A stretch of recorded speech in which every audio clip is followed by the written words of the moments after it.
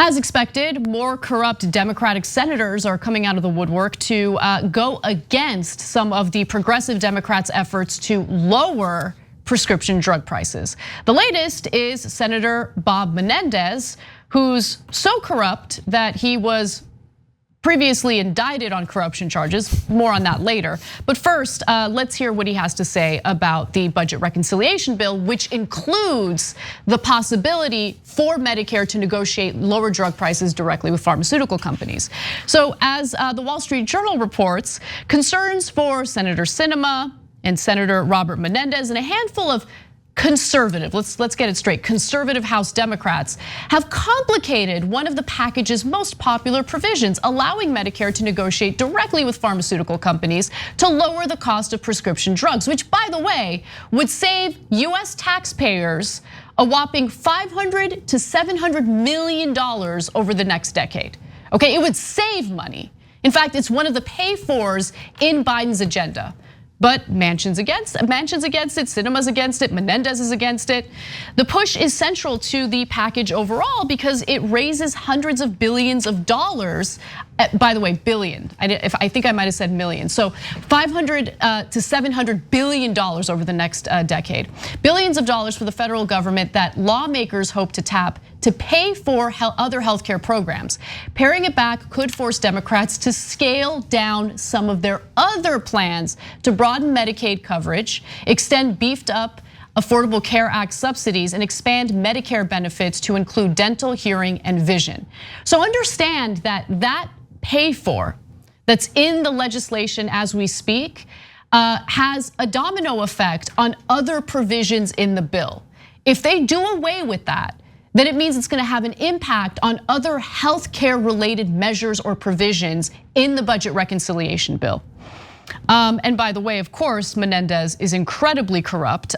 He has received quite a bit of money from pharmaceutical companies and also from the healthcare industry. Since March, for instance, the New Jersey Democrat had received at least $1,000 from each of the CEOs of 8 different drug companies, including Pfizer, Merck, Eli Lilly, Bristol Myers Squibb, Genentech, UCB, Otsuka, and Sage Therapeutics, and that's according to federal election disclosures. The Pfizer and Merck executives both personally gave Menendez $5,000 and $5,800 respectively. Top executives from Amgen, Lundbeck, also wrote Menendez personal checks totaling $1,000 and $1,500.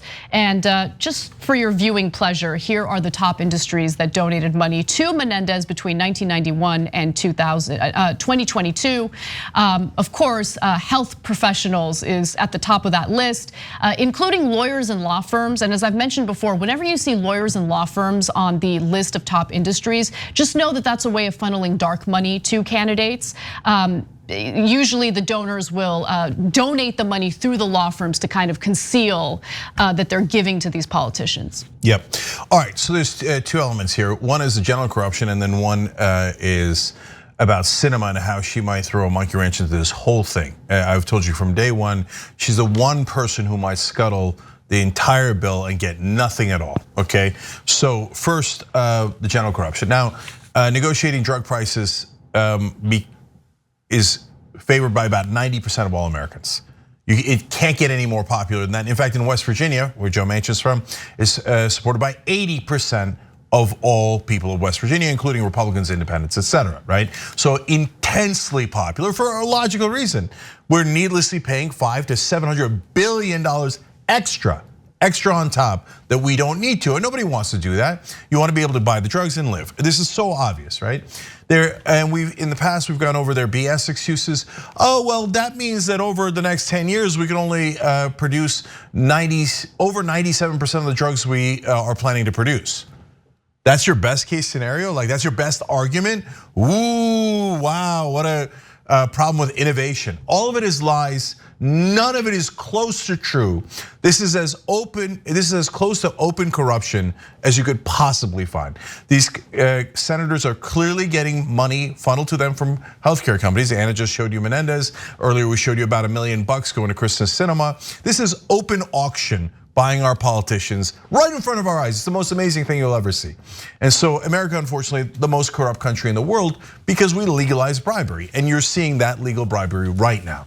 And so if they kill that provision, it's devastating, devastating. Your drug prices will be higher. By the way, you were gonna get dental, vision, and so many other things in Medicare, normal Medicare. Now, if you got a toothache, you got rotten teeth, you can't see, you should thank Joe Manchin and Krista Sinema and Robert Menendez and other crooks in Washington who decided to take the money and screw you over. Because that's exactly what's happening. Look, but to be fair, I mean, we got to be fair on the show, Cenk. Hearing, dental, and vision is not part of healthcare. It's not part of your body or anything. No. It's not like you need those things to function properly, right? Yeah, and if you're elderly and that's falling apart for you, don't worry, it's not part of your health. I mean, they say such absurd things with so casually, right? Like, oh no, eyes and ears and mouth, they're not part of your body. They're not part of your health. So we're not gonna cover it. You know why? Because Joe Manchin just got bribed more. So to be fair, I mean, Joe Manchin and Menendez's bribes or your health, they can't quite make up their mind. Do you see corporate media covering any of this, honestly? Any of it? All right, now. One final thing I wanna add though about Medicare, okay? I just want everyone to understand that anytime Democratic politicians succeed in passing something like the Affordable Care Act, for instance, in this case, Medicare, whenever you hear arguments about how like, no, this is just the first step, we're gonna improve upon it in the future. No, they won't. So Medicare was passed without covering those things. And throughout all these decades, despite how popular that program is, they still haven't included hearing, vision, and dental. Yeah. It never gets improved, okay? So same with the Affordable Care Act. Has the Affordable Care Act been improved? Because Democrats kept selling it to us, right? No, we don't need Medicare for all. We just need to improve the Affordable Care Act. That's what the plan was from the very beginning. That was Obama's intentions. No, it wasn't. They never want to improve the crappy policies that they pass. Okay, in the case of Medicare, awesome, right? Affordable Care Act also accomplished wonderful things. Have they improved these programs? They have not. The fact that it's this difficult to get common sense things included in the coverage blows my mind. It's actually slightly worse than that, because wait till you get to this twist. One of the provisions that Manchin and his corrupt buddies want to take out, and we should put it more on Sinema. Sinema is more adamant about this. She says, I want to take out the Affordable Care Act improvements. No, she's the worst. I mean, the improvements are in this bill. They're all awful. And she's like, we got to take out the improvements now so we can give them to you later. Come on. Oh, come on. Okay, and Connor Lamb, one of the conservative Democrats, he says, oh no, look. It's not that I want to cut all these programs, I mean, I do. And my donors told me to cut them all, right? Or cut 2/3 of them. But he said, I want the 1/3 that remains to last longer because I really want it to impact you. Oh, sure. Come on, you'd have to be a mainstream media reporter to believe such obvious lies. He knows that if you have it for 5 years, you're gonna want it for 50 years, just like Medicare. Now, what's wrong with that? In a democracy, you should get what you want. But his corporate donors don't want you to get what you want. That's why he's like, oh, I just want you to enjoy these benefits in a deeper way. Oh yeah. Totally. Oh yeah, sure totally. You do. Okay, by the way, one final thing, and if there's one fact that I want you guys to remember from this story, it's this, okay? This was in the Wall Street Journal piece, and this is everything. Because every time Manchin claims he's worried about what we're doing to our children's future and how this bill just costs too much, here's the reality.